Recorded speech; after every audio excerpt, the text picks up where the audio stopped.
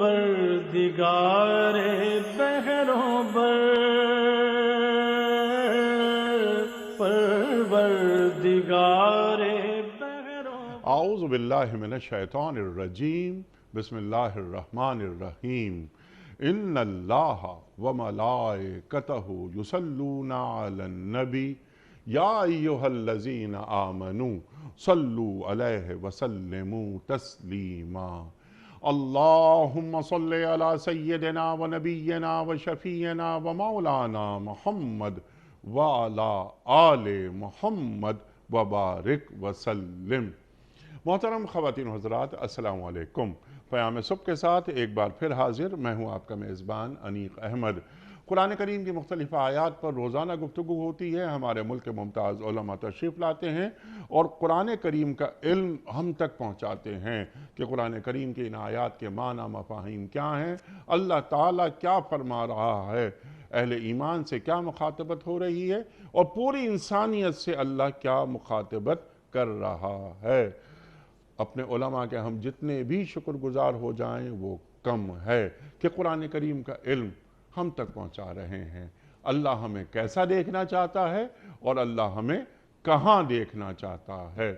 خواتین و حضرات، آج ہم سورہ زمر کی آیت نمبر 10 کے حوالے سے بات کروائیں گے اپنے عہد کے ایک ممتاز عالم دین سے۔ اللہ فرما رہا ہے اور بزبان رسول صلی اللہ علیہ وآلہ وسلم فرما رہا ہے کہ اے نبی آپ فرما دیجئے کہ اے میرے بندو جو ایمان لائے ہو اپنے رب سے ڈرو۔ اب سوال سمپل سا یہ ہے کہ یا ایھا الذین آمنوا کی جگہ اللہ تعالیٰ ارشاد فرما رہا ہے کہ یا عبادی الذین آمنوا۔ یہ جو اسلوب کا فرق آیا کہ اس کی کیا وجہ ہے، اس کی کیا حکمت ہے، اللہ کیا فرما رہا ہے؟ اپنے رب سے ڈرو۔ بہت گفتگو ہو چکی ہے ہمارے پروگرام میں تقوی کے حوالے سے، لیکن اس کو ریپیٹ ہم کرتے رہتے ہیں تاکہ تازہ ہوتا رہے یہ معاملہ۔ اللہ تعالیٰ دن میں 5 وقت اذان سنواتا ہے بار بار تاکہ تازہ رہے معاملہ۔ جن لوگوں نے اس دنیا میں نیک رویہ اختیار کیا ان کے لیے بھلائی ہے۔ اللہ تعالیٰ ارشاد فرما رہا ہے نیک رویہ، تعاونوا علی البر والتقوی ولا تعاونوا علی الاثم والعدوان۔ اللہ تعالیٰ قرآن کریم میں ارشاد فرماتا ہے نیک کاموں میں، بھلائی میں تم تعاون کرو ایک دوسرے کے ساتھ، مگر برائی میں کبھی تعاون نہ کرنا۔ اللہ تعالیٰ نے قرآن کریم سے ہمیں ایک اصول دے دیا اور اللہ کی زمین بہت وسیع ہے۔ اب یہ جو نقطہ ہے کہ اللہ کی زمین بہت وسیع ہے، کیا ہجرت کے حوالے سے کوئی بات بیان فرمائی جا رہی ہے؟ یہ بھی ہم سوال رکھیں گے۔ اور آخری حصہ اس آیت کا کہ انما یوفی الصابرون اجرہم بغیر حساب۔ جن لوگوں نے صبر کیا ہے، جو لوگ صبر کرتے ہیں، ان کا اجر بے حساب ہے۔ اللہ اکبر، اللہ اکبر۔ یہ بہت بڑا موضوع صبر کے حوالے سے، ان اللہ مع الصابرین، اللہ کیا فرما رہا ہے، اور قرآن کریم کی جو بہت ساری آیات ہیں صبر کے حوالے سے وہ بھی گفتگو میں لائیں گے کہ ایک صابر کا کیا مقام ہوتا ہے، اور جب صابر کی بات ہوتی ہے اور ایک شاکر کی بات ہوتی ہے، صبر کرنے والا اور شکر کرنے والا، تو فضیلت اللہ کے یہاں کس کی ہے؟ یہ بھی ایک سوال رکھیں گے مفتی ارشاد احمد اعجاز صاحب کی خدمت میں۔ خواتین و حضرات، مفتی ارشاد احمد اعجاز صاحب کون آپ سے واقف نہیں، ہمارے ملک کا ایک جانا مانا نام، قرآن کریم کا علم پھیلاتے ہیں، تبلیغ دین کے لیے زندگی وقف ہے۔ لیکن ایک بہت اہم بات جس کا میں خود بڑا ایڈمائرر ہوں کہ پوری دنیا کا آپ نے سفر کیا، کرتے ہیں، جاتے ہیں، آج کے مسائل کو جانتے ہیں اور ان کا حل قرآن کریم کی روشنی میں عطا فرماتے ہیں۔ مفتی ارشاد احمد اعجاز صاحب فارغ التحصیل ہیں دارالعلوم کراچی سے۔ پروگرام کا آغاز کرتے ہیں اللہ تعالیٰ کے بابرکت نام سے، سورہ زمر اور آیت نمبر 10۔ اعوذ باللہ من الشیطان الرجیم بسم اللہ الرحمن الرحیم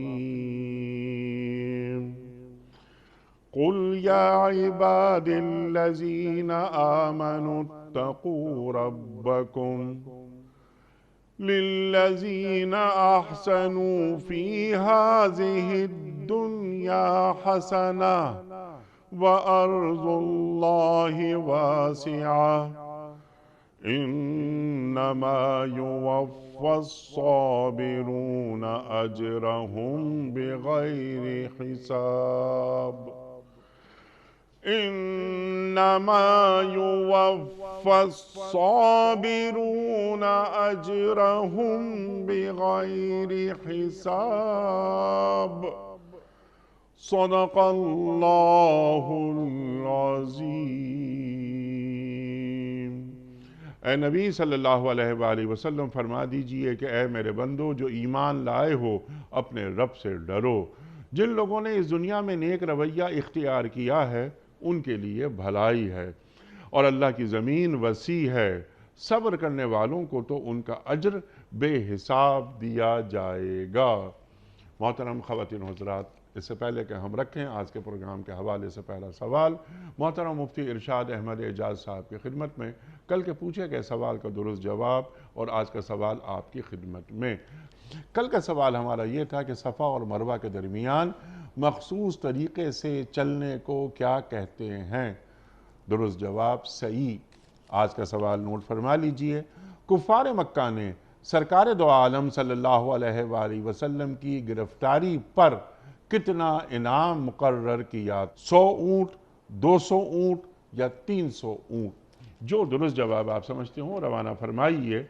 ہمارے فون نمبرز ہیں 00922134527 ہمارا دوسرا فون نمبر ہے 0092213450980۔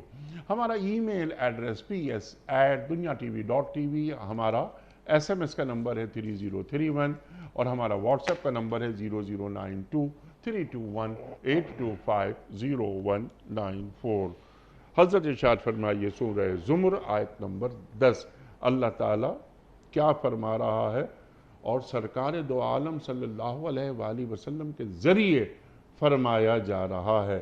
بات میری ہے لیکن تم تک پہنچا رہے ہیں میرے رسول صلی اللہ علیہ وآلہ وسلم۔ ارشاد۔ بسم اللہ الرحمن الرحیم نحمد و نصلی علی رسول الکریم اما بعد۔ انیق صاحب، اللہ سبحانہ و تعالیٰ نے جہاں جہاں قل کے مخاطبت کے ساتھ اپنے نبی صلی اللہ علیہ وسلم کو ایک بات کا اعلان کرایا ہے، جیسے کہ قل هو اللہ احد،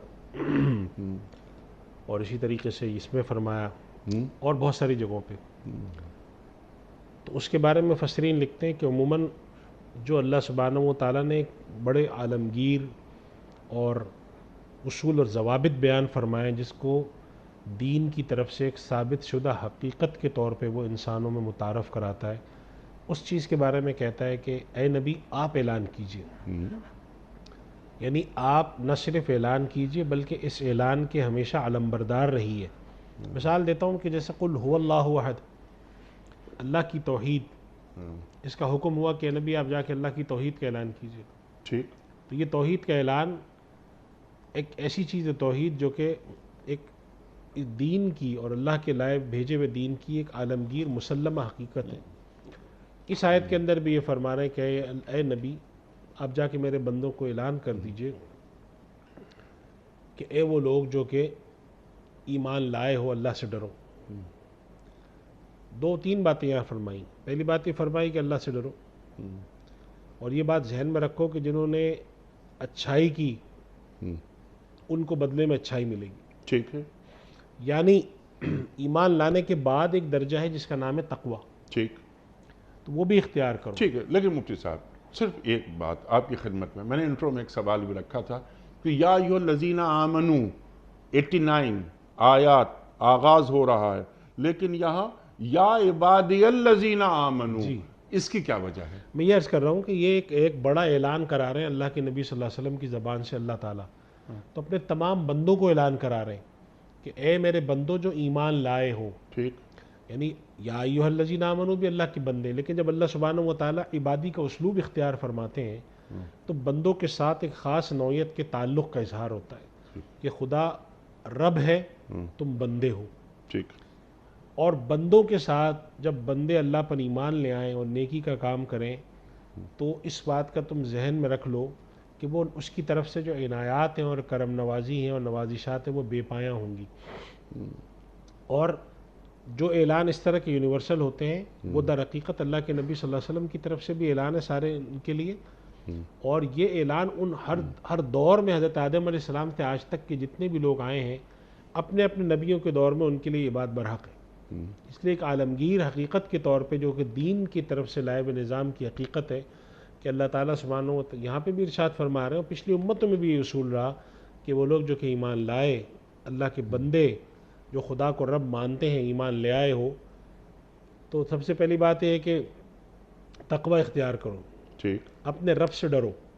یعنی جب تم ایمان لے آئے ہو تو صرف یہ نہیں ہے کہ صرف ایمان لا کر تم کو کہ بس اب ایمان لے آئے، جگہ جگہ قرآن کریم میں اللہ تعالیٰ فرماتے ہیں ان الذین آمنوا وعملوا الصالحات۔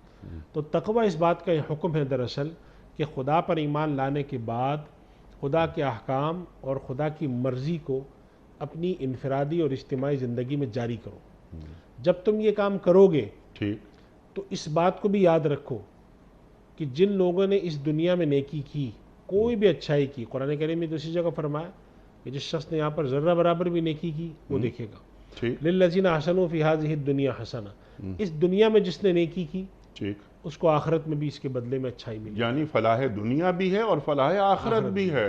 تو یہ مطالبہ کیا کیا جا رہا ہے کہ ایمان تو تم لے آئے ہو، تقوی سبحان اختیار اللہ، کرو، سبحان اللہ، اور تقوی اختیار کرنے کے بعد جب تم کوئی نیکی کرو گے تو یقین رکھو اللہ اس نیکی اکبر، کے بدلے میں تمہیں اللہ کی طرف سے ضرور کو اجر ملے گا۔ اور یہ قرآن کریم میں مختلف اسلوب سے اللہ تعالیٰ اس طرح کی جو چیزیں بیان فرماتے ہیں وہ جگہ جگہ موجود ہیں ٹھیک، کہ جس شخص نے یہاں پر کیا، قرآن کریم میں اللہ تعالیٰ فرماتے ہیں کہ جو شخص آخرت کی نیت سے کام کرے ومن اراد الآخرۃ وسعی لہا سعیہا، اور اس کی کوشش کرے تو اللہ اس کی کوشش کا بڑا قدردان ہے۔ سبحان اللہ، وما یفعل اللہ بعذابکم ان شکرتم وآمنتم۔ اللہ اکبر، معلوم یہ ہوا کہ جب انسان اس دنیا میں عبادت کرتا ہے، ایمان لاتا ہے، تقوی اختیار کرتا ہے اپنی زندگی میں، اس چیز کو کرتا ہے تو اللہ اپنے آپ کو شاکر کہتا ہے۔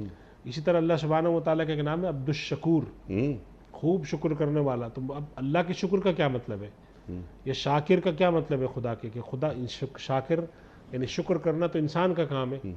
تو بات یہ کہ شکور اور شاکر سے مراد ہے کہ اللہ سبحانہ و تعالیٰ کی ذات قدردان بہت ہے۔ سبحان اللہ، آپ ایک چھوٹا سا ذرہ اس کی خدمت میں پیش کریں گے تو اب دنیا کے اصول کے برعکس کہ اگر آپ ایک بڑے آدمی کو جا کر چھوٹی سی چیز پیش کر دیں، آپ ایک بڑے آدمی کو جا کے ایک چاول کا دانہ یا دال کا ایک دانہ یا چھوٹی سی کھجور پیش کر دیں تو وہ ناراض ہو جائے گا کہ کیا لے کر آئے۔ اللہ تعالیٰ کا معاملہ یہ نہیں، آپ اس کے بعد اتنی سی بھی چیز لے جائیں، اخلاص کے ساتھ، تقوی کے ساتھ لے جائیں، للذین احسنوا فی ہذہ الدنیا حسنہ، وہ سبحان وعدہ کرتا ہے کہ یہاں تم اگر اچھائی کرو گے ومن یعمل مثقال ذرۃ خیرا یرہ، یعنی اتنی بڑی قدردانی کا وعدہ ہے۔ تو ایمان لانے کے بعد تقوی اختیار کرو، اپنی زندگی کو ایک دائرے میں لاؤ جو دائرہ عمل اللہ اور اس کے نبی نے تلقین کیا ہے، حلال اور حرام کی تفصیل بتائیے، معاشرتی معاملات ہیں، معاشی معاملات ہیں، اجتماعی ہیں، انفرادی ہیں، سیاسی ہیں، ان سب چیزوں کو دائرے میں لاؤ۔ اور اگر تم ایسا نہیں کرتے جی، تو پھر اللہ سبحانہ و تعالیٰ کی صحیح معنوں میں جو رضا ہے وہ حاصل نہیں ہوتی۔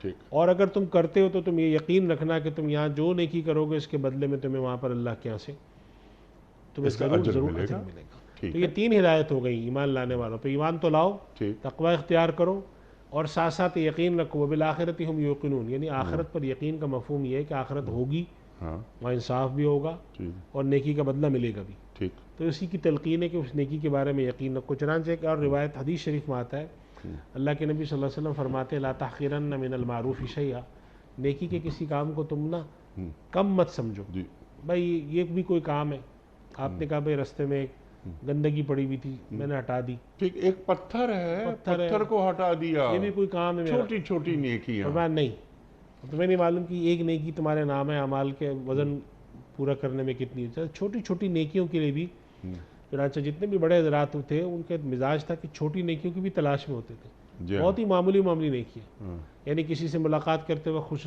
خوش دلی سے ملنا، جی، مسکراہٹ کے ساتھ ملنا، اللہ اکبر۔ چھوٹی سی بات پر شکریہ ادا کرنا۔ جی آپ نبی کریم صلی اللہ علیہ وسلم اہل خانہ کا ہاتھ بٹا دیا کرتے، جی جی، سلام میں پہل کرنا، سلام میں پہل کرنا، تو یہ چھوٹے چھوٹے کام ہیں۔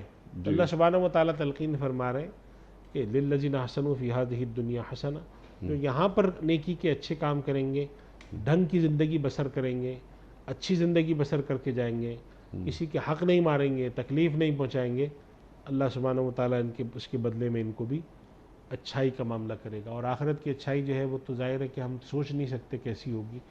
یہاں ہو سکتا ہے کہ ہم ایک چھوٹی سی نیکی کریں اور اس کے بدلے ہمیں اتنا ملے کہ ہمارے تصور سے باہر ہو۔ تو یہ تین باتیں یہاں پر ہو گئی، ایمان لانا، خدا پہ تقوی، اور یہ یقین کہ اگر ہم کچھ کریں گے تو وہاں پر بھی ہمیں اس کے بدلے میں اچھائی ملے گی۔ سبحان تین اللہ باتوں کی سبحان تلقین اللہ، ہے۔ یہ تینوں باتیں، تینوں پوائنٹس یہ سامنے آ گئے۔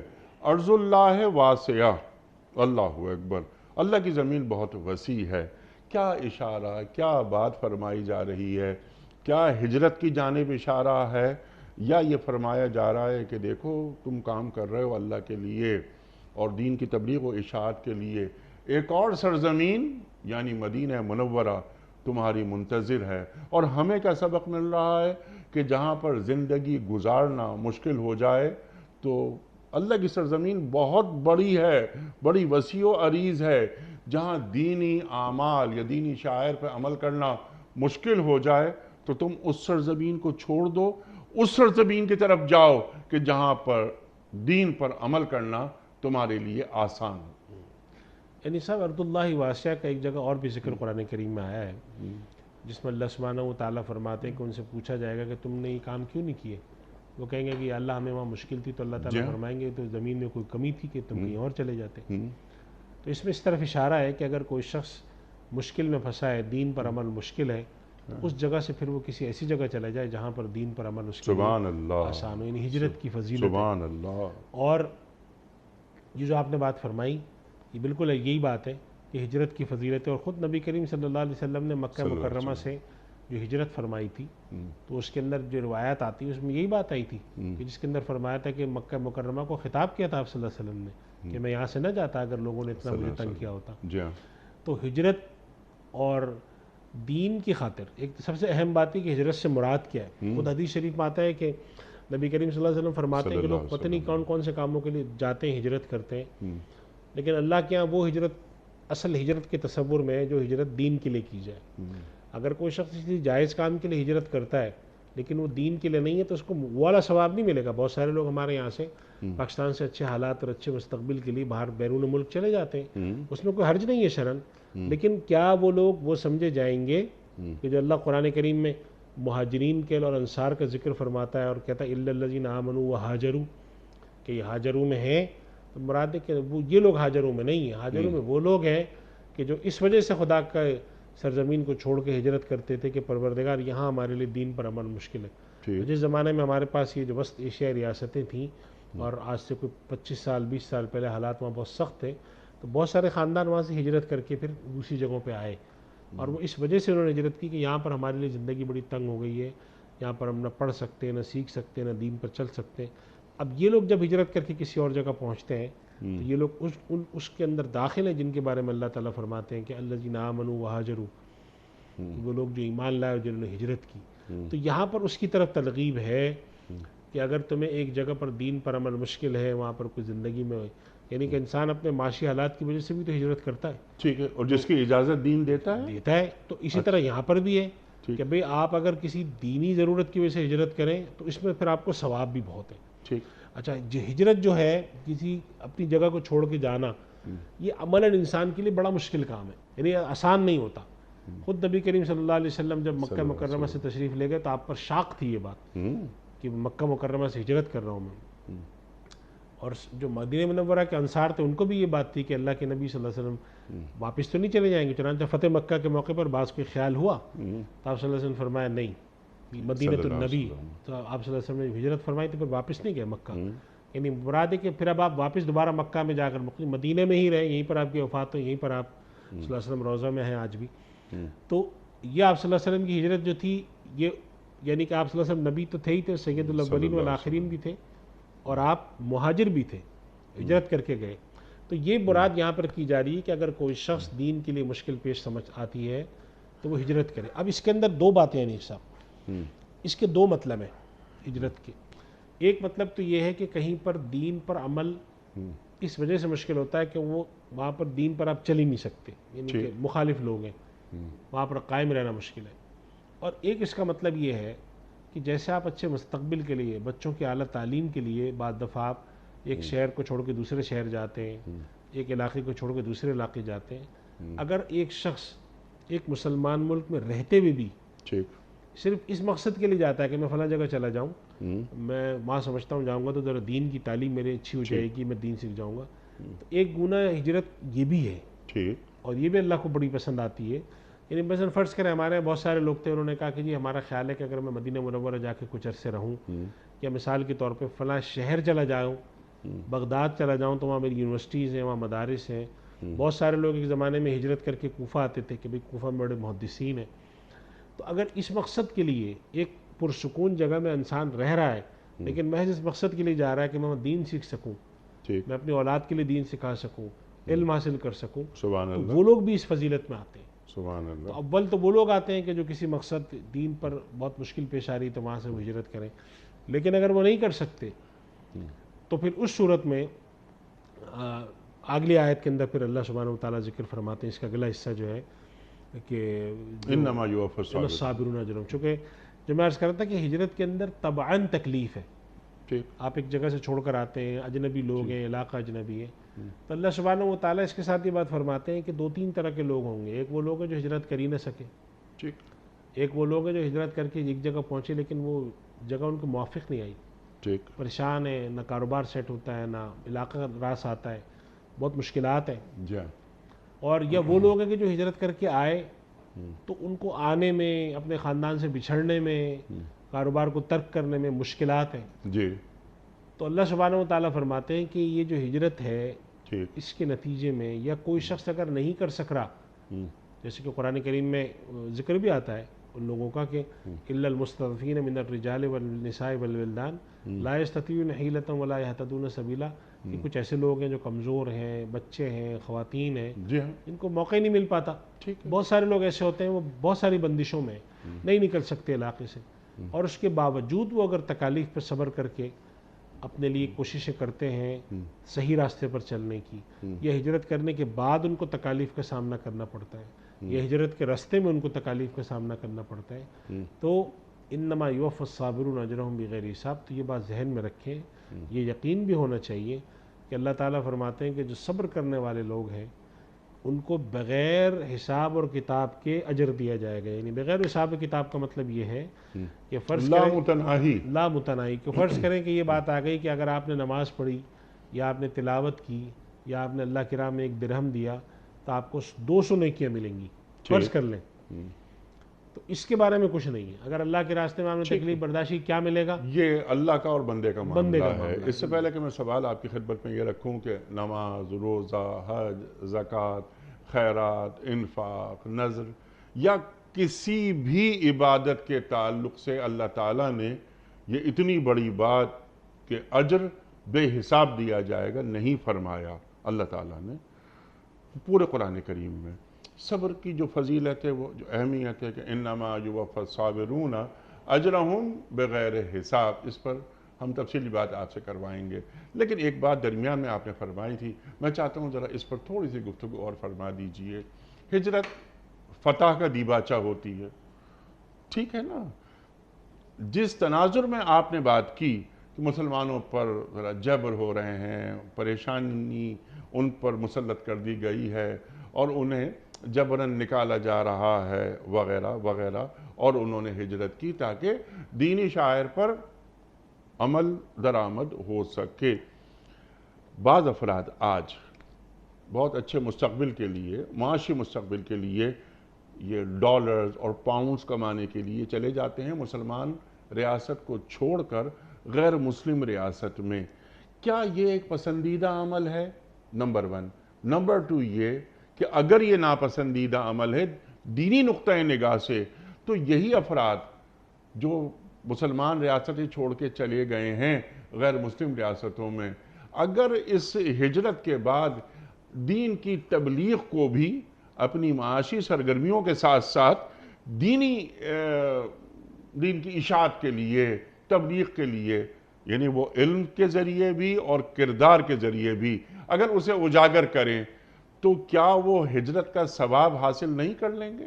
انیق صاحب، اس میں 2-3 باتیں میں عرض کرتا ہوں۔ ارشاد۔ پہلی بات تو یہ سمجھ لیں کہ اپنے معاشی مستقبل کے لیے ایک جگہ چھوڑ کے دوسری جگہ جانا، یہ ان معنوں میں ہجرت نہیں ہے جن معنوں میں اللہ نے پسند کی ہے۔ ٹھیک ہے، وہ ہجرت تو صرف دین کے لیے ہوتی ہے، ٹھیک، نمبر 1۔ ٹھیک ہے۔ اچھا، ایک آپ کی اجازت سے، آئی ایم سوری، ہاں، ایک جگہ چھوڑ کے دوسری جگہ، آپ نے یہ فرمایا نا، ایک مسلم ریاست کو چھوڑ کے غیر مسلم ریاست میں جانا۔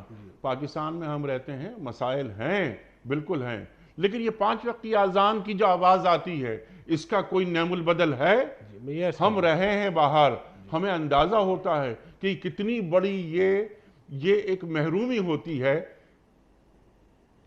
اللہ اکبر، اذان کی آواز آنا جی میں عرض کر رہا ہوں، کتنی بڑی نعمت ہے۔ اللہ اکبر۔ ایک جگہ کو چھوڑ کر دوسری جگہ جانا اس مقصد کے لیے کہ میرا معاشی مستقبل اچھا ہو جائے، یہ ہجرت نہیں ہے اس معنی میں جو اللہ اور اس کے رسول نے پسند فرمائی، پہلی بات۔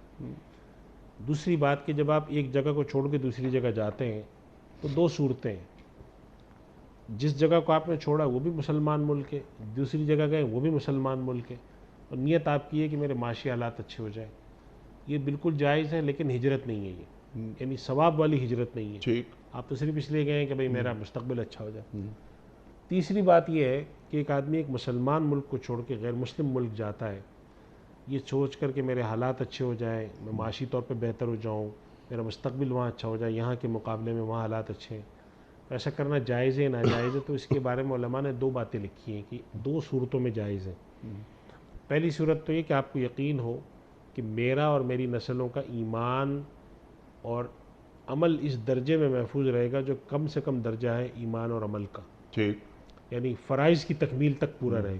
لیکن اگر آپ کو اندازہ ہے میں جس جگہ جا رہا ہوں مجھے نہیں معلوم کہ میں آج وہاں پہ جس طرح کے ہوں، آج سے 50 سال بعد میری اولادیں، میری نسل میں دین رہے گا یا نہیں، یعنی اگر آپ کو یقین نہیں ہے، مشکوک ہے، تو پھر وہاں پر جانا آپ کے لیے درست نہیں ہے۔ یعنی ہجرت تو خیر ہے ہی نہیں ہے، لیکن جائز مستقبل کے لیے بھی جانا درست نہیں۔ ایک بات تو یہ ہے اگر آپ کسی غیر مسلم ملک جا رہے ہیں۔ دوسری بات یہ ہے جو آپ نے بات کہی کہ بعض صورتوں میں یہ جائز ہے جانا، کہ ایک آدمی سمجھتا ہے کہ نہیں وہاں بہت مسلمان علاقے ہیں، میں وہاں جا کے رہوں گا دین کی حفاظت، لیکن ایک مسلمان ملک کو چھوڑ کے غیر مسلم ملک جانا ترجیح نہیں ہے کبھی بھی۔ ہاں یہ بات صحیح ہے کہ بہت سارے مسلمان ممالک بشمول ہمارے ملک کے ان کے حالات مجموعی طور پہ معاشی ہوں، معاشرتی ہوں، سیاسی ہوں، انصاف کا نظام، سب کچھ کے اندر جو مسائل ہیں اس کی وجہ سے لوگ یہاں چھوڑ کر دوسری جگہ چلے جاتے ہیں۔ اگر جاتا ہے کوئی، حرام نہیں کہیں گے ہم اس کو، لیکن شرط یہ ہے کہ وہ اپنے دین کی حفاظت کا بندوبست کرے۔ ایک چوتھی بات جو اپنی بھی دین کی حفاظت کا بندوبست کرے اور اپنے مستقبل کے دین کی حفاظت کا بھی، بالکل ایسی چوتھی بات جو آپ نے کہی ہے، اور میں سمجھتا ہوں کہ آج کل کے حالات میں ہمارے بہت سارے لوگوں کے جانے سے غیر مسلم ملکوں میں فائدہ ہوا ہے، اس کی وجہ سے میں سمجھتا ہوں کہ نیت آپ اچھی رکھیں۔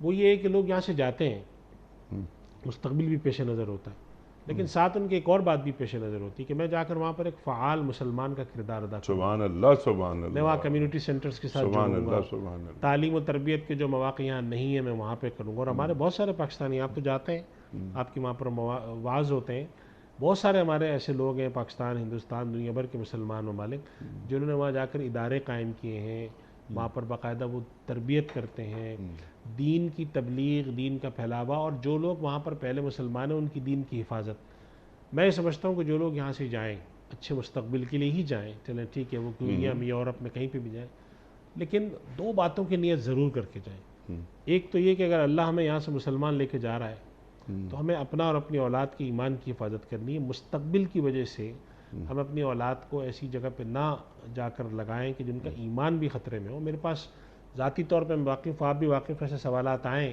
کہ وہ والدین نے پھر میسج کر کے کہا کہ ہمارا جو بیٹا ہے وہ کہہ رہا ہے کہ میں کسی اور مذہب کو قبول کر رہا ہوں اس لیے کہ مجھے شادی کسی سے کرنی ہے یا مجھے فلاں جگہ کرنا ہے۔ جی ہاں، تو یہ آپ پہلی نیتیں کر کے جائیں کہ یہ نہیں ہونے دینا، اس لیے کہ اگر آپ یہ کرنے جا رہے ہیں تو آپ نا ایک بہت خسارے کا سودا کر رہے ہیں۔ کہ ایک اچھی چیز کے بدلے میں آپ جو ہیں وہ خراب چیز کو ترجیح دے رہے ہیں. اس دنیا کی حد تک تو بہت اچھی چیز ہے کہ آپ عیش سے رہیں گے, مزے سے رہیں گے, آگے کیا ہو رہا ہے.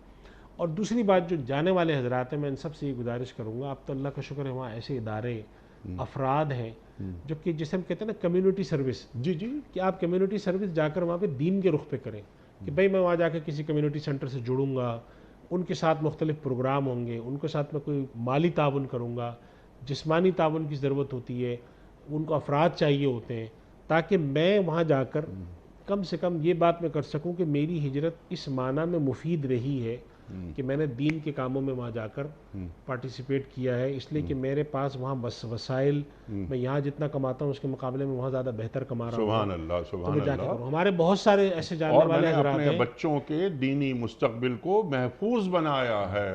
سنڈے سکولز ہوتے ہیں, آپ نے بات کی کمیونٹی سینٹرز کی, ہزاروں کی تعداد میں ہیں. اور ایک اور بات, بہت اچھی بات کہ مغرب میں, خاص طور پر مغرب میں جب ہم دینی ایکٹیویٹیز کرتے ہیں تو کسی قسم کی کوئی رکاوٹ کا سامنا نہیں کرنا پڑتا. یہ بھی کتنی اچھی بات ہے. یہ میں یہ عرض کر رہا ہوں کہ یہ چیز بھی کریں, یعنی اپنی اولاد کی ایمان کی حفاظت کریں, وہاں جا کے ان چیزوں میں شرکت کریں.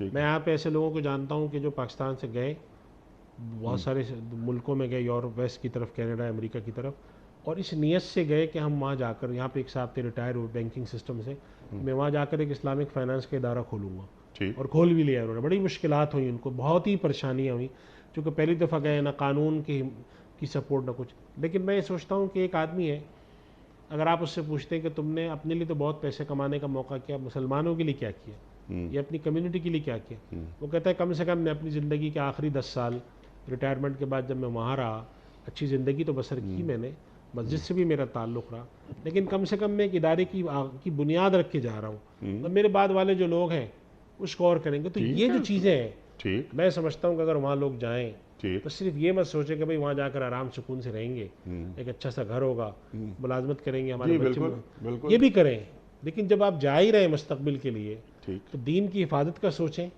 اور دین کی خدمت کے حوالے سے آپ وہاں پہ کچھ ایکٹیو رول ادا کریں. پاکستان کے مقابلے میں ان جگہوں پر ایکٹیو رول پلے کرنے میں آسانی ذرا بھی سا ہے. اسی سے جڑا ہوا ایک سوال, کہ ایک جسے ہم کہتے ہیں برین ڈرین, دین اس بارے میں کیا فرماتا ہے؟ ایک مسلمان ڈاکٹر, ہم پاکستان کی بات کریں, پاکستان نے ایک ڈاکٹر تیار کیا اور پھر سرکاری پیسے پہ وہ تعلیم حاصل کر رہے ہیں. ہزاروں ڈاکٹرز, ہزاروں انجینئرز, ہزاروں آئی ٹی ایکسپرٹ مسلمان ریاست سے نکل کر پیسوں کے چکر میں ایک غیر مسلم ریاست کی بنیادوں کو مضبوط کر رہے ہیں. کیا یہ بہتر نہیں کہ ایک مسلمان, ایک کلمہ گو, ایک مسلمان ریاست میں رہتے ہوئے اسی ریاست کو اتنا مضبوط بنائے کہ غیر مسلم اس ریاست میں آ کر کام کرنا پسند کریں؟ طریق صاحب, اس معاملے میں جو میں نے دیکھا ہے اور اب تک جانچا ہے میں نے, ٹھیک, اس معاملے میں بہت سارے ہمارے جو مسلمان بھائی ہیں جو جاتے ہیں, جی, اور ان کی نیت ہوتی ہے کہ ہم خدمت کریں گے, اور وہ اس پہ راضی ہوتے ہیں, یعنی کہ بہترین انجینئر ہیں یہاں پہ, ٹھیک, یہاں پر مواقع ان کو کم ہیں, ٹھیک ہے, بالارادہ مواقع دیے نہیں جاتے. نتیجہ کیا نکلتا ہے کہ ایک آدمی تیار ہوتا ہے اور وہ اس قابل ہو جاتا ہے, جب وہ واپس آتا ہے, ہمارے یہاں ایسے کیسز پچھلے 5 سالوں میں ہوئے ہیں, جی, لوگوں نے یہاں آ کر جو ہے وہ ادارے قائم کیے, ہاسپٹلز بنائے, کارخانے لگائے, لیکن یہاں ایک من حیث المجموع جی, جو ایک رویہ ہے لوگوں کا, وہ یہ تھا کہ تم کیوں آئے, بھاگو یہاں سے واپس. ٹھیک, نتیجہ نکلا اپنی جیب سے پیسہ خرچ کر کے آنے والے لوگ 2 سال میں 3-4 سال میں ایسے سماٹ کے یہ ذمہ داری ریاست کی ہے, یہ ذمہ داری ریاست کی, یہ ذمہ داری حکمرانوں کی ہے ہیں کہ ایسا فیوریبل ماحول یہاں بنائیں کہ باہر کے لوگ, ہمارے ڈاکٹرز, ہزاروں ڈاکٹرز ہیں ہمارے امریکہ میں, بالکل ہے, اللہ اکبر, اور اللہ ہزاروں, اکبر. یہ اس وقت پاکستان کے اندر آپ بھی جانتے ہیں, میں بھی جانتا ہوں, کتنے ہسپتال اور کتنے ایجوکیشن سینٹر جو ہیں, جی, یہ سب اسی طرح کے لوگوں کی مدد سے چلتے ہیں, جو ہم کہتے ہیں کہ یہ ہمارے بیرون ملک مقیم پاکستانی, ان کا پیسہ اللہ تعالیٰ نے ان کے, چونکہ وہاں پہ وسائل زیادہ ہیں, تو وہ وہاں سے اگر وہ صرف 10,000 روپے بھی, ڈالر بھی خرچ کر رہے ہوتے ہیں, تو یہاں پہ آ کے لاکھوں میں کنورٹ ہو جاتے ہیں وہ. ٹھیک ہے, تو لیکن ایک سازگار ماحول نہیں دیا جاتا. جی, تو بہت سارے لوگ ایسے میں ذاتی طور پہ بھی جانتا ہوں کہ جنہوں نے بڑی کوشش کی کہ یہاں پہ کام کریں, اور بالآخر وہ 2 سال 4 سال 5-7 سال بعد وہ واپس جسے چلے کہتے ہیں گئے، کہ وہ سپر ڈال باہر کر کام کر رہے ہیں، کر رہے ہیں، پیسے بھجوا رہے بھجواتے ہیں، ہیں۔ رہتے وہاں ہیں، دل پاکستان میں دھڑکتا بالکل ہے۔ ایسے ہی ہے، بالکل اللہ اکبر، اللہ اکبر۔ اور آخری بات یہ کہ جو لوگ چلے گئے ہیں، اب انہوں نے ملک چھوڑ دیا، پاکستان چھوڑ دیا، ایکٹیویٹیز ان کی جاری ہیں، معاشی ایکٹیویٹیز وغیرہ، نسلوں کا مستقبل محفوظ بنا رہے ہیں، اس کے ساتھ ساتھ کیا ہمارا دین انہیں یہ نہیں کہتا کہ اب تم امریکہ میں ہو یا برطانیہ میں ہو یا تم آسٹریلیا میں ہو، ان ممالک سے محبت اسی طرح کرو جس طرح تم پاکستان سے محبت کرتے تھے، اور ان ممالک کو بھی ایسے تعمیر کرو کہ جس طرح تم پاکستان کے بارے میں سوچتے تھے۔ ایک غیر مسلم ریاست میں رہتے ہوئے ایک مسلمان کی سوچ یہی ہونی چاہیے نا۔ دیکھیے حنیف صاحب، ہمارے یہاں اس پر اب کافی عرصے سے گفتگو شروع ہوئی ہے، بلکہ ہمارے بعض حضرات تو یہ بھی کہتے ہیں کہ تجربہ یہ ہوا کہ جو ہمارے یہاں سے 30 سال 40 سال پہلے لوگ گئے، جی ان کا تو تعلق کسی درجے میں رہتا ہے پاکستان سے یا ملک سے، پاکستان، انڈیا، کوئی سا بھی ملک ہو، جی لیکن ان کی جو اولادیں ہوتی ہیں ان کا تعلق اور کم ہو چکا ہوتا ہے۔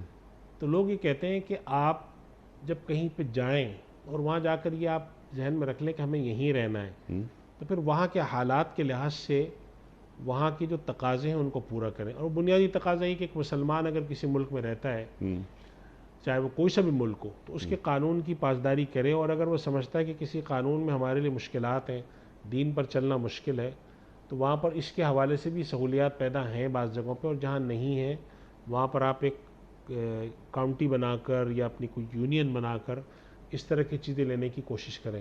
آج سے 25-30 سال پہلے بہت سارے ایسی چیزیں تھیں جو مسلمانوں کے لیے ان کے آئلی قوانین کے حوالے سے، کاروباری قانون کے حوالے سے آسان نہیں تھیں۔ ٹھیک۔ تو اب اگر وہاں اللہ تعالیٰ لے گیا ہے اور وہاں کی نیشنلٹی ان کے پاس ہے، رہنا انہیں وہیں ہے، تو پھر ان کو چاہیے کہ پھر وہ اپنی جو ایک دین کے تقاضے ہیں اس کے لحاظ سے وہ وہاں رہتے ہوئے اور وہاں کے لحاظ سے وہ کام کریں، چونکہ یہ تو عملاً ممکن نہیں ہے کہ وہ تو رہیں وہاں ٹھیک اور تقاضے یہاں کے پورے کریں، چونکہ یہاں پہ تو رہنا ہی نہیں ہوتا انہوں نے۔ لیکن اب جس ملک میں وہ رہ رہے ہیں اسے اون کریں، اس سے وفاداری کریں، اس کو مضبوط بنائیں۔ اور اس کے ساتھ ساتھ یہ ہے کہ وہاں پر جو مسلمان کمیونٹی آباد ہے ان کے بحیثیت مسلمان کے جو حقوق بنتے ہیں، جو شناخت کی ان کے لیے چیزیں درکار ہیں، اس کے لیے بھی حصہ لیں۔ بھئی دیکھیں، مثال کے طور پہ آپ لوگوں نے وہاں شروع کیا ہے کہ وہاں باقاعدہ سرکاری سطح پہ، پارلیمنٹ میں، جہاں جاؤ جو بھی طریقے ان کے، وہ جا کر کہتے ہیں کہ جی ہم مسلمان آباد ہم سود نہیں کھاتے، تو ہمارے لیے ایسا مالیاتی نظام، ایسا فائنینشیل سسٹم آپ انٹروڈیوس کرائیں جس کے ذریعے ہم اپنے گھر لے سکیں، گاڑیاں لے سکیں، آپ مدد کریں ہماری۔ آج آپ یہ بات شروع کر رہے ہیں، سن 2010 میں شروع کر رہے ہیں، ہو سکتا ہے سن 2025 تک مان جائیں۔ لیکن جو بڑے مسائل ہیں اس کے اندر ایک آئلی قوانین کا بڑا مسئلہ ہے ان ممالک میں، لیکن ظاہر فیملی لاز، ہم تو اس پر بھی نہیں جا رہے، وقت مکمل ہو رہا ہے ہمارے پروگرام کا، لیکن آپ نے ہمیں تعلیم فرما دیا کہ ہمارے مسلمان غیر مسلم ریاستوں میں رہ رہے ہیں، وہ اس ریاست کو مضبوط کریں، اس سے وفاداری رکھیں، خواہ وہ جس ملک میں رہ رہے ہوں، اور پاکستان کے لیے ایک خاص کام یہ کریں کہ وہاں کی جو ریسرچ وغیرہ ہے وہ پاکستان بھجوائیں تاکہ پاکستان علمی بنیادوں پر مزید مضبوط ہو۔ جی بالکل ایسا۔ ٹھیک ہے، انما یوفی الصابرون اجرہم بغیر حساب۔ اب ارشاد فرمائیے یہ صبر کو اتنی اہمیت اللہ تعالیٰ کیوں دیتا ہے؟ میں نے انٹرو میں بھی کچھ سوال رکھے تھے، ایک صابر ایک شاکر، تو ان اللہ مع الصابرین موجود ہے قرآن کریم میں، ان اللہ مع الشاکرین نہیں ہے، تو صبر کا مقام کیا بلند ہے اتنا زیادہ کہ کسی بھی ایون عبادت، نماز پڑھتا ہے ایک آدمی بغیر حساب ثواب نہیں، روزہ رکھتا ہے، حج کرتا ہے، زکوٰۃ دیتا ہے، اس صبر کو اتنی فضیلت کیوں حاصل ہے؟ دیکھیں نہیں صاحب، اس میں دو باتیں ذہن میں رکھنی چاہیے۔ ایک تو یہ کہ ایسا نہیں کہ صبر کوئی الگ سی چیز ہے، صبر نماز میں بھی ہوتا ہے بعض دفعہ، اس میں آپ کو دورہ جا رہا ہے، جیسے حدیث شریف میں آتا ہے کہ جو لوگ ٹھنڈ میں شدید وضو کرتے ہیں اور پورے اعضاء کو دھوتے ہیں تو قیامت کے دن ان کے اعضاء چمکتے ہوں گے۔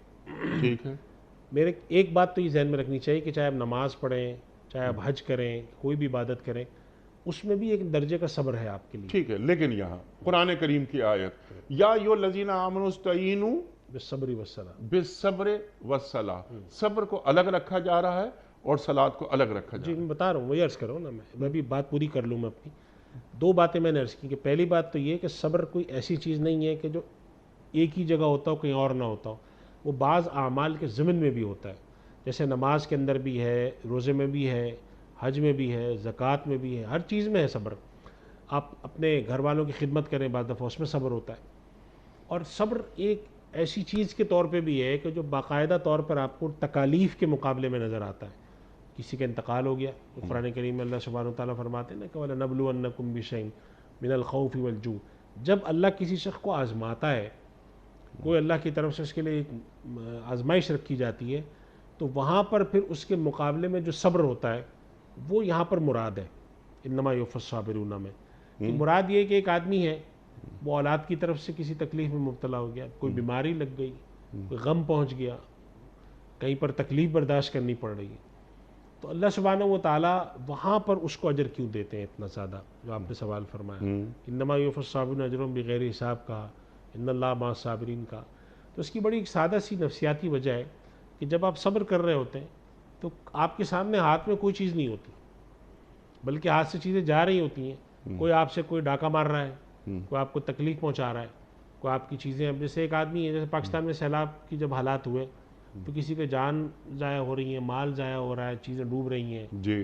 اس کے ہاتھ میں کچھ نہیں ہے۔ اب اگر وہ اس کے آگے کھڑا ہو کر کہتا ہے اللہ تیرا میں شکر ادا کرتا ہوں تو مجھے اس کا نعم البدل عطا فرما، تو یہ صبر کر رہا ہے۔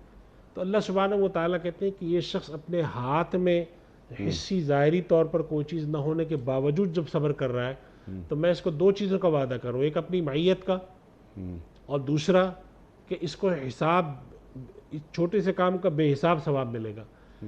اس کے مقابلے میں شکر کرنے والے کے ہاتھ میں حصی طور پہ چیز ہوتی ہے، ایک آدمی ہے وہ اللہ کا شکر ادا کر رہا ہے بہترین کھانے پہ، تو کم سے کم کھانا سامنے، تو نفسیاتی طور پر انسان کا انہی چیزوں سے ہی حوصلہ ہو رہا ہوتا ہے، میری بہترین گاڑی ہے، بہترین گھر ہے، بہترین نعمتیں، مجھے شکر ادا کرنا چاہیے۔ ایک آدمی کے پاس محرومی ہے، اب اس محرومی کے بعد طبعاً انسان کے اندر ناشکری پیدا ہوتی ہے، کہتا ہے میرے ساتھ تو یہ دیکھیں یہ ہو گیا، لیکن اگر وہ ناشکری نہیں کر رہا، ٹھیک صبر کی طرف جا رہا ہے، جی تو اللہ سبحانہ و تعالیٰ فرماتے ہیں کہ یہ آدمی جو نفس کے تقاضے، نفسیاتی تقاضے کے باوجود یہ ناشکری نہیں کر رہا، ٹھیک باوجود یہ صبر کر رہا ہے، ٹھیک تو اس کو اللہ اپنی میت کا بھی وعدہ کرتے ہیں ان اللہ مع الصابرین، اور یہ بھی وعدہ فرماتے ہیں کہ تمہارے جو ملے گا نا وہ بے حساب ملے گا۔ ہو سکتا ہے کہ آپ اتنی معمولی سی چیز پر صبر سبحان کریں اللہ، تو اس کے بدلے بہلات مل جائیں آپ کو۔ ٹھیک ہے، تو یعنی اپنے نفس کو شریعت کے مطابق ثابت قدم رکھنا، اس کا نام صبر ہے۔ اس کا نام صبر ہے۔ ٹھیک، سبحان اللہ۔ اچھا، کئی شکلیں ہیں، اب یہ جیسے ہم کہتے ہیں آج کی زبان میں بڑے بڑے سیمینارز ہوتے ہیں اس پر، یعنی اینگر مینجمنٹ، غصے، کاظمین الغیظ قرآن کریم فرماتا ہے، تو غصے کے وقت بھی صبر کرنا، یہ بھی اللہ تعالیٰ کو، دین کو مطلوب ہے ہم سے، اللہ تعالیٰ کے احکام کی پامالی نہ ہو، صبر کرنا، مصیبت میں صبر کرنا، غصے میں صبر کرنا، یا ایھا الذین آمنوا اصبروا والصابروا والرابطوا، اللہ اکبر اللہ اکبر۔ تو ذرا ہم سب کو یہ ایک بالکل ایک آسان الفاظ میں ہمیں سمجھا دیجئے کہ جب ہمیں غصہ آئے تو صبر کیسے کرتے ہیں، اور اس صبر میں یعنی جو ہماری جو عزت نفس ہے وہ بھی برقرار رہے، اور ہم اپنے اس عمل کو اللہ سے منسوب کیسے کر سکتے ہیں؟ انیق صاحب دیکھیے، صبر ہوتا ہے ان چیزوں پر جو انسان کی تقاضے، مزاج اور طبیعت کے خلاف ہو۔ ٹھیک غم انسان کی طبیعت کے خلاف ہے، غم پر صبر ہوتا ہے، تکلیف پہ صبر ہوتا ہے، غصے پہ صبر ہوتا ہے۔ ٹھیک تکلیف ہے کہ آپ کوئی کام کر رہے ہیں، آپ کو مشکل پیش آ رہی ہے، آپ صبر کر رہے ہیں۔ غصے میں کیا ہے کہ آپ کے مزاج کے خلاف بات ہوئی، اب آپ کو اس کا اظہار کرنا ہے۔ ٹھیک اللہ سبحانہ و تعالیٰ نے فرمایا والکاظمین الغیظ، اپنے غصے کو دبانے والے، ٹھیک والعافین عن الناس۔ ٹھیک اب اس کی بھی حدیث میں بہت ساری تلقین آئی ہیں، ہاں جیسے بعض روایت میں آتا ہے کہ انسان اگر غصے میں ہو تو اپنی حیت بدلے، بعض میں آتا ہے کہ پانی پی لے، بعض میں آتا ہے کہ صبر کر کے اس بات کے پر خاموشی اختیار کرنے کی خوب کوشش کرے تاکہ منہ سے کوئی بات نہ نکلے۔ جیسے کہ روایت میں آتا ہے کہ ایک صحابی انتقال ہوا تو ان کی والدہ کافی جزا فضا کرتی رہیں، بہت بات بولتی رہیں، اور پھر کچھ عرصے بعد جب ان کو ادراک ہوا کہ میں نے بہت زیادہ بات کر لی ہے، تو اللہ کے نبی صلی اللہ علیہ وسلم کی خدمت میں حاضر ہو کر انہوں نے فرمایا میں صبر کرتی ہوں، تو آپ نے فرمایا صبر تو اس وقت تھا جب صدمہ پہلی دفعہ پہنچا تھا. یعنی مراد یہ تھی کہ اس وقت تم صبر کرتی، تم نے ہنگامہ کیا کہ میں ہی رہ گئی تھی، میرے بیٹا مر گیا وغیرہ وغیرہ. اب جب کہہ سن کر آخر میں جب ظاہری دل کی بھڑاس نکل گئی، اب تم نے کہا میں صبر کروں. تو یہ نہیں ہے، آپ کو تکلیف پہنچی، آپ نے اس کو کرنے کی کوشش کی. یہ صبر کا مرحلہ پہلا ہے، اس پر اجر ہے. آپ کے مزاج کے خلاف بات ہوئی، غصہ دلانے والی بات ہوئی، تکلیف پہنچ رہی ہے آپ کو، کوئی رنج ہے اور وہ آپ کے اختیار سے باہر ہے اور آپ سمجھتے ہیں من جانب اللہ میں کچھ نہیں کر سکتا، یہ ہے صبر. اور اس کی عادت ڈالنی پڑتی ہے. اور عادت ڈالنے کا طریقہ یہ ہے 2-3 چیزوں میں.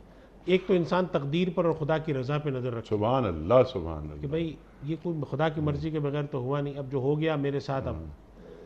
اور دوسرا یہ کہ انسان جب غصہ کر رہا ہو تو تھوڑی دیر کے لیے کوشش کرے، عادت ڈالے کہ بھئی کچھ بھی ہو جائے میں نے پہلے مرحلے پر اپنے جذبات کا اظہار نہیں کرنا ہے. اللہ تعالیٰ جب انسان ایسی کوششیں کرتا ہے، یہ جتنی بھی اینگر مینجمنٹ والے لوگ ہوتے ہیں یہ انسان کو سائیکولوجیکلی یہی چیزیں ٹریٹمنٹ دیتے ہیں کہ دیکھیں آپ کے پاس اگر کوئی، یعنی وہ کہتے ہیں نا امیڈیٹ ریسپانس مت دیا کریں آپ کبھی بھی. ٹھیک. جب بھی کوئی بات ہے آپ کے اچھا میں ذرا غور کروں گا. تھوڑی دیر بعد جب آپ کے جذبات تھوڑے سے اعتدال پہ آتے ہیں تو آپ سوچتے ہیں ہاں یہ بات. جتنے ہمارے یہاں خاندانی جھگڑے ہوتے ہیں، طلاق کے مسائل سامنے آتے ہیں، تو آپ دیکھیں اس کی سب سے بڑی وجہ ہوتی ہے کہ جب انسان غصے میں آتا ہے تو اس کی عقل کام کم کرتی، جذبات کام زیادہ کرتے ہیں. اور جب جذبات کام زیادہ کرتے ہیں تو اس وقت انسان کی انا سب سے آگے آئی ہوئی ہوتی ہے. تو جب اسی انا سامنے آتی ہو تو شیطان کو تو اس سے اچھا کوئی موقع نہیں. وہ تو اس کی کوشش ہوتی ہے کہ اس غصے میں انسان ضرور کوئی ایسا کام کرے اپنے آپ کو نقصان پہنچائے. ٹھیک ہے. تو اگر ان چیزوں کی عادت ڈالتے ہیں ٹھیک اور کوشش کرتے ہیں تو پھر اس صورت میں کیا ہوتا ہے کہ انسان کو ان چیزوں کی عادت پڑتی ہے. میں اس کے بعد ایک آخری جملہ بات ختم کرتا ہوں. حضرت ام المؤمنین حضرت عائشہ رضی اللہ تعالیٰ عنہ پردے سے پہلے کا واقعہ ہے کہ تشریف فرما تھی اللہ کے نبی صلی اللہ علیہ وسلم کے پاس. تو کچھ منافقین آئے اور انہوں نے آ کر آپ صلی اللہ علیہ وسلم کو کہا السلام علیکم. سام کہتے ہیں موت کو، سلام کی جگہ انہوں نے السلام علیکم کہا، یعنی آپ کا ستیہ ناس ہو، آپ پر ہلاکت ہو. تو عائشہ رضی اللہ تعالیٰ عنہ بہت خفا ہوئیں. جی. فرمانے لگے علیکم السلام واللعنت والغضب، تم پر سام یعنی موت ہو، لعنت ہو، خدا کی غضب ہو. تو اور اللہ کے نبی صلی اللہ علیہ وسلم نے فرمایا وعلیکم. اور پھر آپ نے فرمایا عائشہ ذرا نرمی سے کام لو. تو انہوں نے کہا یا رسول اللہ آپ دیکھیں آپ کے ساتھ کتنی بےہودہ انداز میں بات کر رہے ہیں. تو آپ نے کیا جواب دیا؟ فرمایا تم نے نہیں دیکھا میں نے کیا کہا. انہوں نے نبی صلی اللہ علیہ وسلم کو کہا السلام علیکم، آپ صلی اللہ علیہ وسلم نے کہا وعلیکم، تم پر بھی ہو.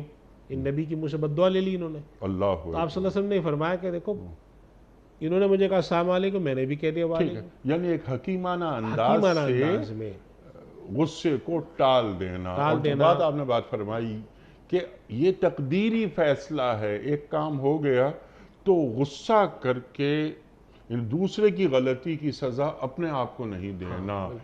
کھڑے ہو تو بیٹھ جاؤ، بیٹھے ہیں تو لیٹ جاؤ، پانی پی لو وغیرہ، جگہ سے ہٹ جاؤ، جگہ سے ہٹ جاؤ اور اس کو ڈیزالو کرو. اس غصے کو، انسان کی فطرت ہے غصہ آ جاتا ہے، لیکن بس الحمدللہ علی کل حال. اور آخری بات مفتی صاحب آپ کی اجازت سے، کیا یہ درست عمل ہوگا کہ ایک شخص کسی کو معاف کرے، اس شخص کو جس کی وجہ سے غصہ آیا ہے، اللہ سے یہ کہے کہ اے اللہ میں تیری رضا کے حصول کے لیے، تیری خوشنودی کے حصول کے لیے میں اس بندے کو معاف کرتا ہوں. بالکل کرنا چاہیے، اللہ سے دعا کرنی چاہیے. بلکہ اللہ کے نبی صلی اللہ علیہ وسلم کا جو بڑا مشہور واقعہ ہے عائشہ رضی اللہ تعالیٰ عنہ، جیسے قرآن کریم کی آیت ہے آخری جملہ کہ جس میں حضرت ابوبکر صدیق رضی اللہ تعالیٰ عنہ ناراض ہوئے اپنے بھانجے سے اور کہا کہ میں ہی، تو اللہ تعالیٰ نے تلقین کی کہ وَلْيَعْفُوا وَلْيَصْفَحُوا، اللہ درگزر کر دو، معاف کر دیا. کیا تم یہ نہیں چاہتے کہ تمہیں معاف کیا اللہ جائے؟ تحبون ان یغفر اللہ، اللہ تمہیں بخشے. انسان یہ سوچے کہ چلو بھائی اس سے غلطی ہوئی میں بخشوں گا، اللہ مجھے اجر دے گا. تو یہ نیت ہو تو ضرور ملتا ہے انشاءاللہ. اور یہ اللہ تعالیٰ کی صفت ہے. تخلقوا باخلاق اللہ، اللہ کے اخلاق حاصل کرو. اللہ اکبر. تو ہمیں توقع ہوتی ہے کہ اللہ ہمیں معاف کر دے گا، تو ہم لوگوں کو معاف کرنا سیکھ لیں. بڑا ممنون، بڑا شکر گزار مفتی صاحب، اللہ آپ کو اچھا رکھے. خواتین و حضرات وقت یہاں مکمل ہوا ہمارے آج کے پروگرام کا. کوئز کا مرحلہ باقی ہے. کل کا سوال ہمارا یہ تھا کہ صفا اور مروہ کے درمیان مخصوص طریقے سے چلنے کو کیا کہتے ہیں؟ درست جواب صحیح. آج کا سوال نوٹ فرما لیجئے.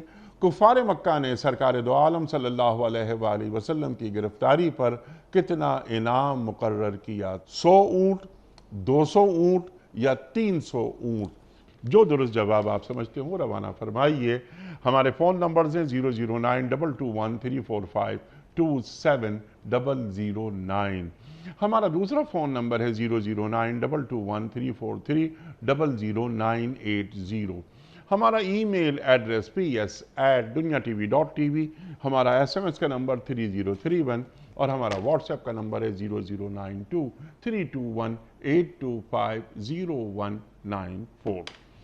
वक्त है कुरानदाजी का। मुफ्ती इरशाद साहब के दस्ते मुबारक से पर्ची बरामद होगी और ऐलान फरमाएंगे आप आज के विनर के नाम का। इनका नाम है अख्तर मसूद सैयद साहब और ये USA से हैं। अख्तर मसूद सैयद साहब USA से आपकी खिदमत में दुनिया TV की जानिब से दीनी कुतुब पर मुश्तमिल गिफ्ट हैम्पर आपके घर बजरिए कोरियर रवाना किया जा रहा है। आपको बहुत बहुत मुबारक हो। क़याम सुबह का इख्तिताम होता है रोज़ाना एक कौल पर, और वो कौल होता है साहिब नहजुल बलागा अमीरुल मोमिनीन हज़रत अली मुर्तज़ा करमल्लाहु वजहहू का। आप फरमाते हैं, खैर और भलाई वही पाता है जो उस पर अमल करता है। सुबहान अल्लाह, सुबहान अल्लाह। अपने मेज़बान अनीक अहमद को कल तक के लिए इजाज़त दीजिए। खुदा हाफ़िज़। परवरदिगारे